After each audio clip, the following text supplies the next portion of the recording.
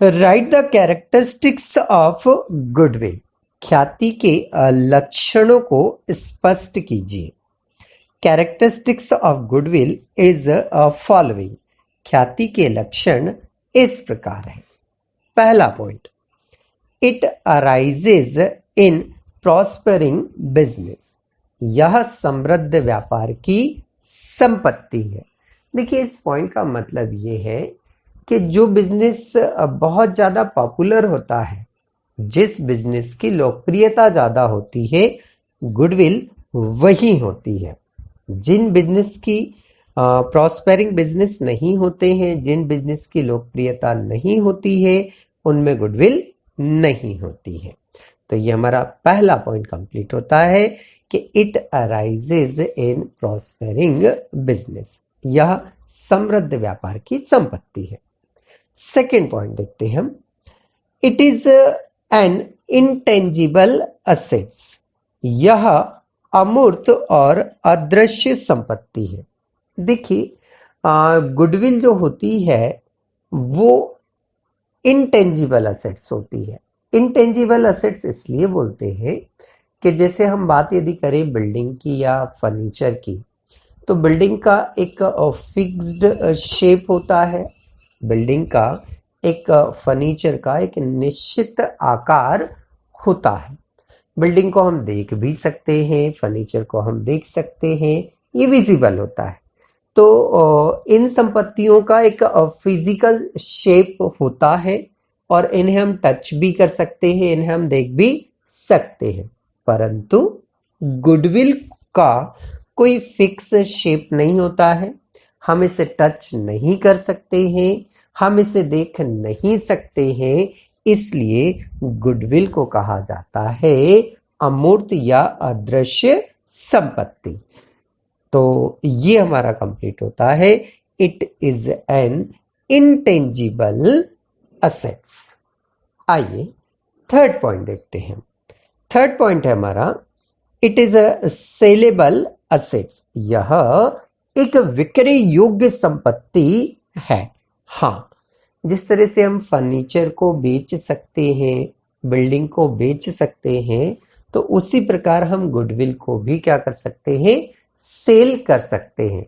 बस अंतर केवल इतना होता है कि फर्नीचर या बिल्डिंग को हम बिजनेस से अलग करके केवल जैसे फर्नीचर ही बेचना है तो हम केवल फर्नीचर बेच सकते हैं, बट गुडविल को बिजनेस के साथ साथ क्या करना होता है, बेचना होता है।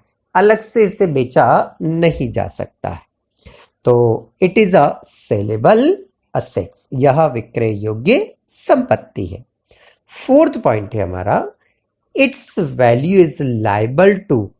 It's value is liable to constant fluctuations. ठीक है, ख्याति का मूल्य घटता और बढ़ता रहता है।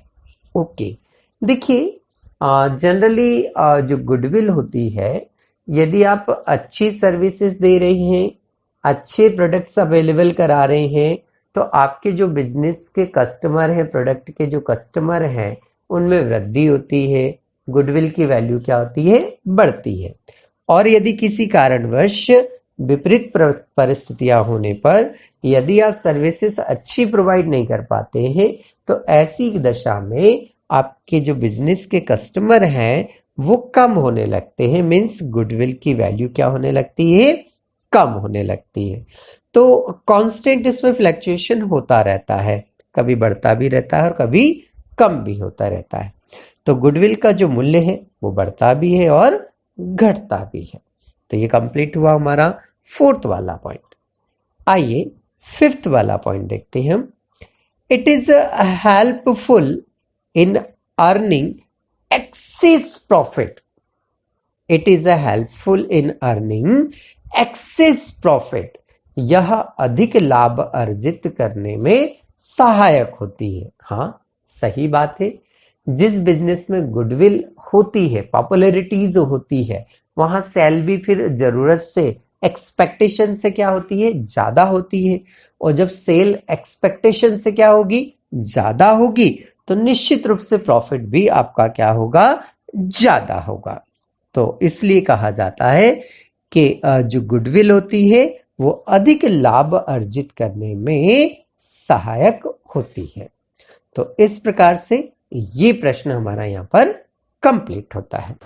यदि आप हमारी कोचिंग को ज्वाइन करना चाहते हैं या ऑनलाइन कोर्सेज को परचेस करने में आप इंटरेस्टेड हैं, जिसमें आपको प्रैक्टिकल और थ्योरेटिकल दोनों ही सब्जेक्ट के वीडियोस अवेलेबल हैं, तो आप कांटेक्ट कर सकते हैं G9 education group, G6 HIG colony, near MIG थाना, इंदौर। Contact number 9826421188। ये नंबर मेरा कॉल और व्हाट्सएप दोनों के लिए अवेलेबल है। आप G9 एजुकेशन ग्रुप के नाम से प्ले स्टोर से ऐप भी डाउनलोड कर सकते हैं। धन्यवाद।